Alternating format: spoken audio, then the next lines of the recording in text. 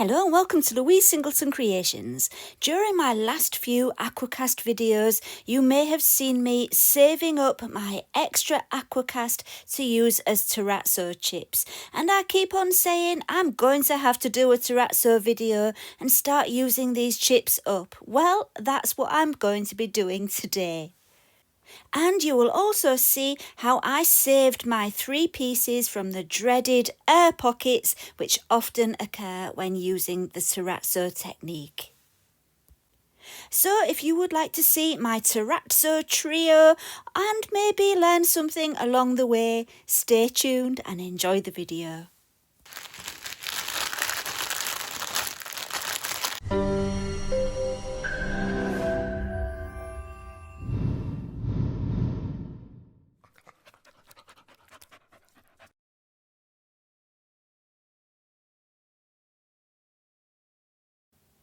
To achieve my Terrazzo look today, I will be using Aqua Cast water-based eco resin from Elichem Resins.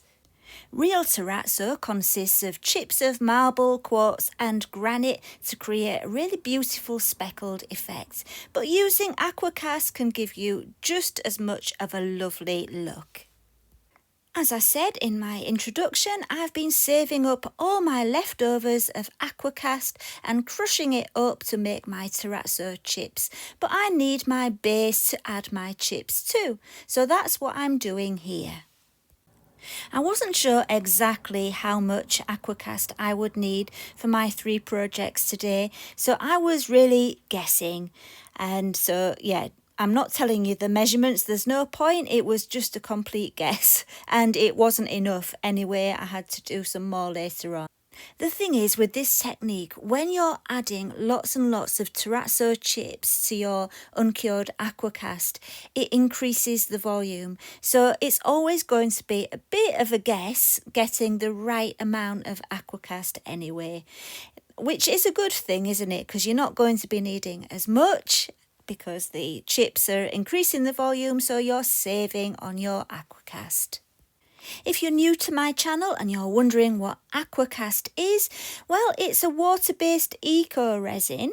You don't need to use Aqua Cast, you can use any eco resin you like for this, or even plaster of Paris, but yeah, that doesn't colour in the same way as eco resins. And that is the great thing about them. You can add pigment and it really does give you a vibrant colour, which you don't get with regular plaster of Paris.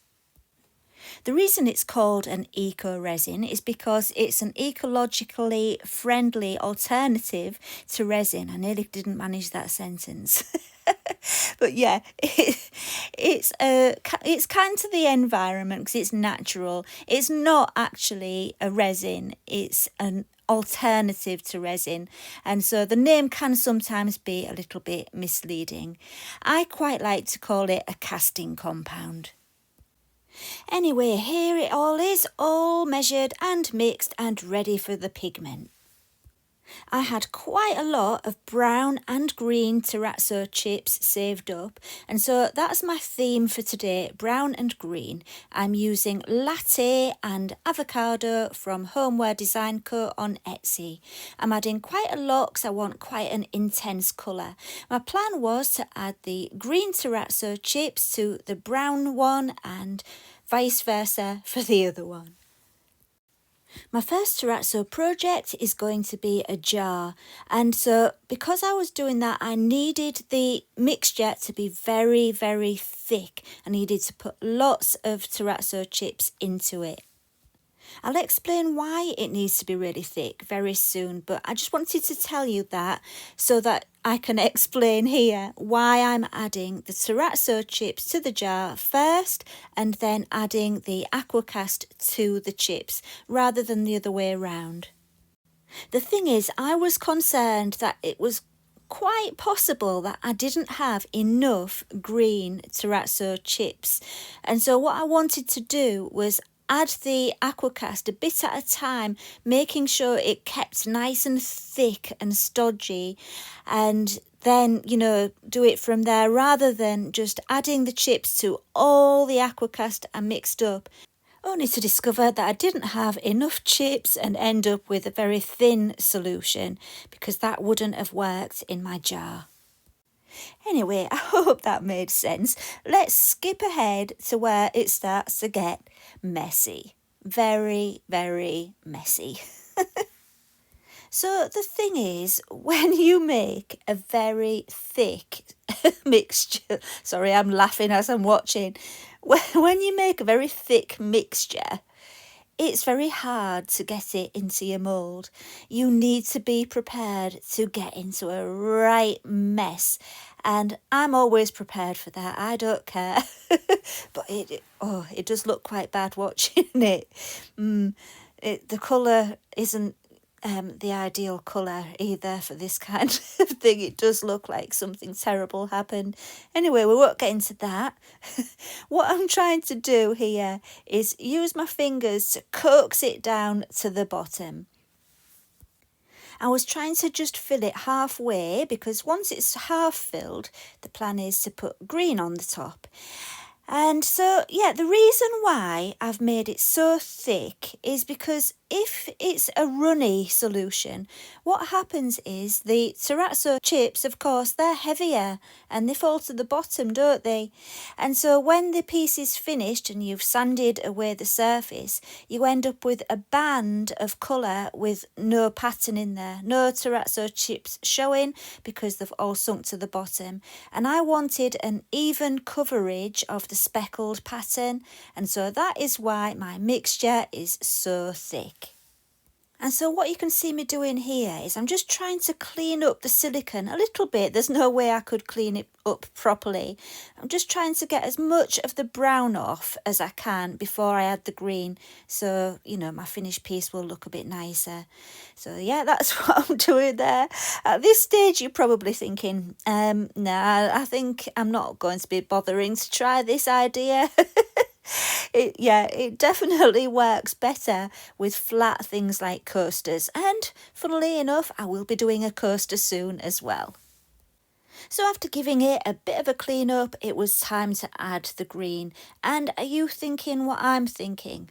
I bet you are. I bet you're thinking that looks just like crushed avocado.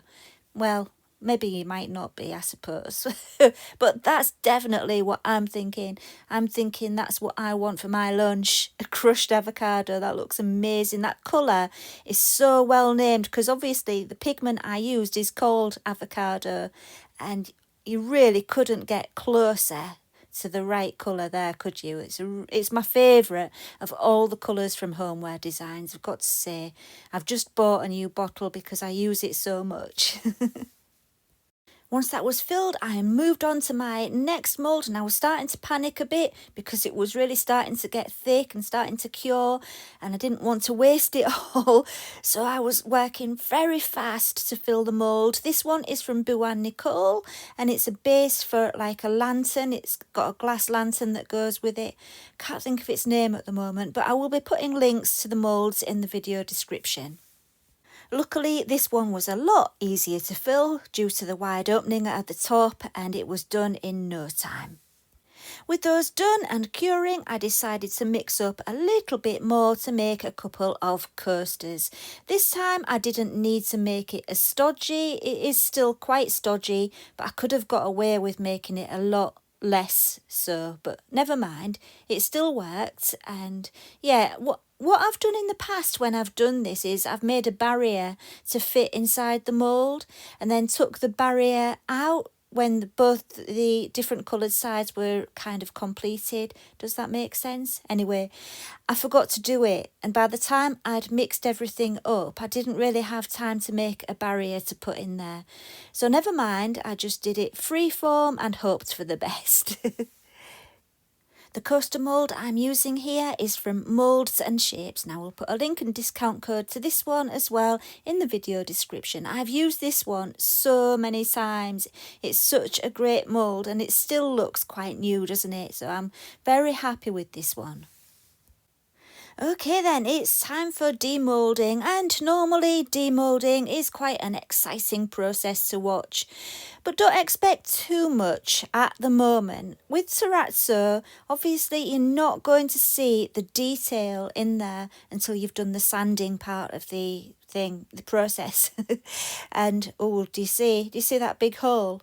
That happened a lot, and so that gave me the opportunity to show you what's coming next. But anyway, we'll stick to where we are at the moment.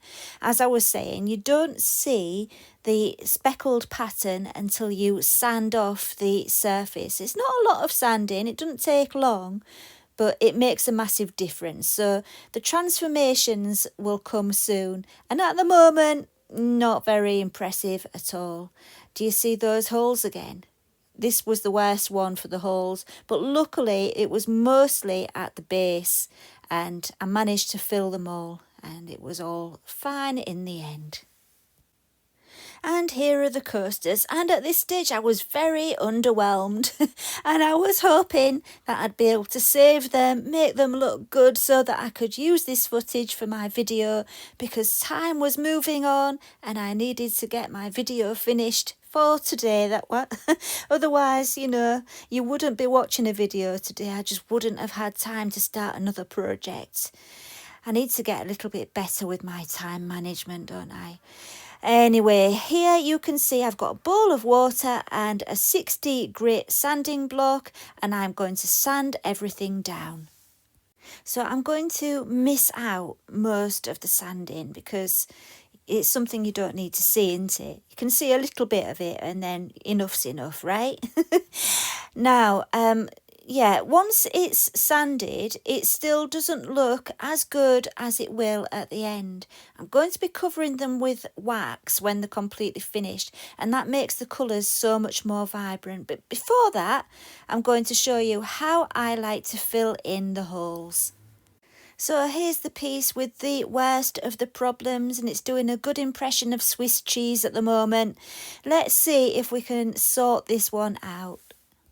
It's a very simple process. All you have to do is take a pot. Here I've got a silicone pot, added a little bit of water, and then I just kept adding the Aqua Cast powder until I was happy with the consistency of the mixture.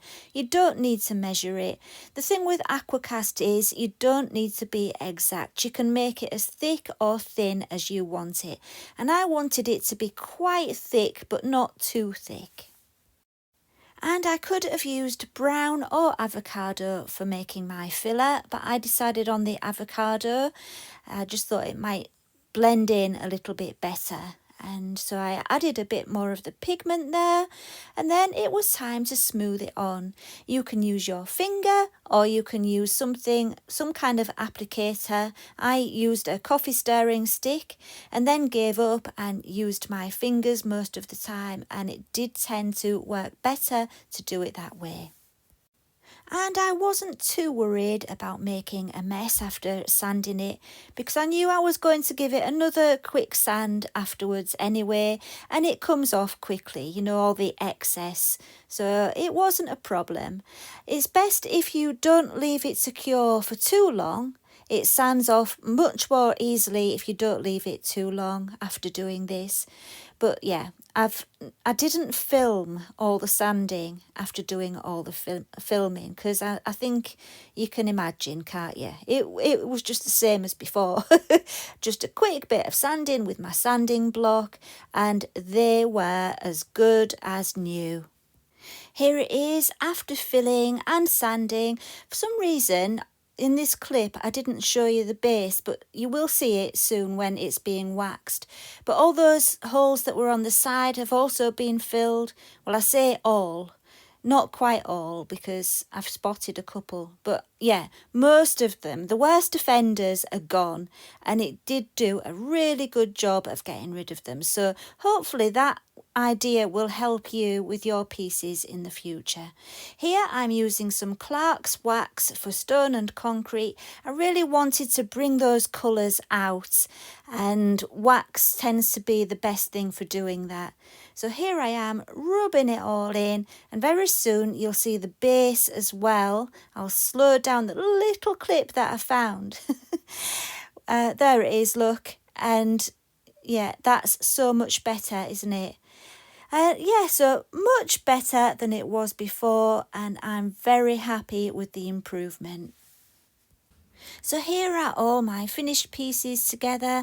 At first I was concerned that my colour choice might not have been a good choice, but in the end I managed to save them, and I do think they look really nice. I might not use that combination again, but I'm still happy with them. What do you think? I think the Terrazzo chips look great in there. Well, it's that time again. We've come to the end of another video, and I hope you've enjoyed it or found it useful. If you have enjoyed it, please do give it a thumbs up and subscribe if you would like to, and I will see you again next time. Thank you for watching, and bye for now.